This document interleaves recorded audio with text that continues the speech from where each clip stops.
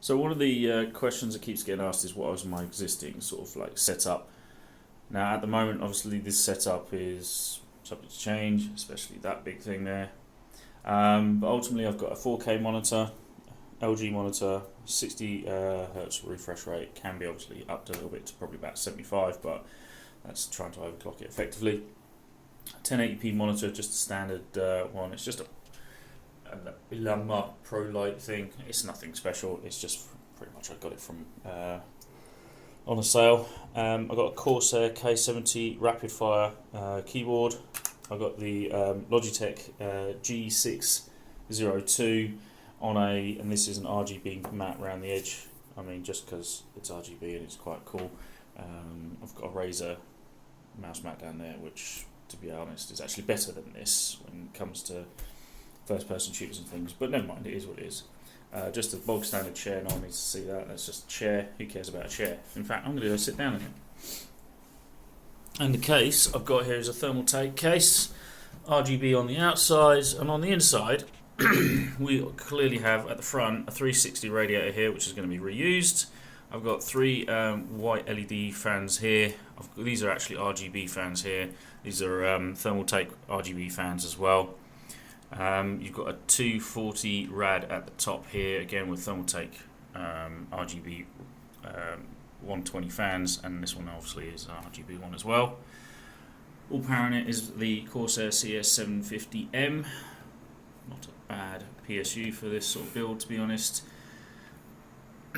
Got a Crucial in the back here, SSD, which is my boot up drive, all on the lovely AM3 Plus platform with this lovely little boy in here, which is the FX8350, overclocked to about 4.9 gigahertz. I've got the Vega 56 with the 64 BIOS flash, all water cooled, obviously within this lovely loop. This used to be pure just clear, but I got some of the white CFX and dropped it into the loop system, and then just went from there. As you can see, some of the fittings are all a bit mishmash because obviously I did this first, then I upgraded to have this, and then so yeah, this pump here can only do about 450. What's the new one? So you're talking what, 2 meters against gravity pressure wise. So this one can only do that, whilst the new one can do 4 meters. So ideally, it should be able to pump it around a lot quicker, but a bit more forceful. So when I've got the 2 graphics cards going through in the new build, with the CPU block going through all these rads, it should be fine. It should be fine. Obviously, this is a very nice, and under here you've got a wireless card. It's a very good wireless card. This is a nice platform, to be honest, that I've been gaming on. It used to be effectively I used it for work, for rendering, using Revit a lot and other things like that, and then it just became the go-to build for gaming, really, because I couldn't afford anything else back in the day. But other than that, that's pretty much where we are. I mean, it's a gigabyte motherboard. It's never let me down. It's true SLI or Crossfire compatibility, because you put both graphic cards in, you get PCIe 16, but it's a Gen 2, not Gen E, not even Gen 3. So it's really sort of old. But there you go. That's my current build here, and that's what we're going to be stripping apart, grabbing the fans, radiators, obviously the graphics card.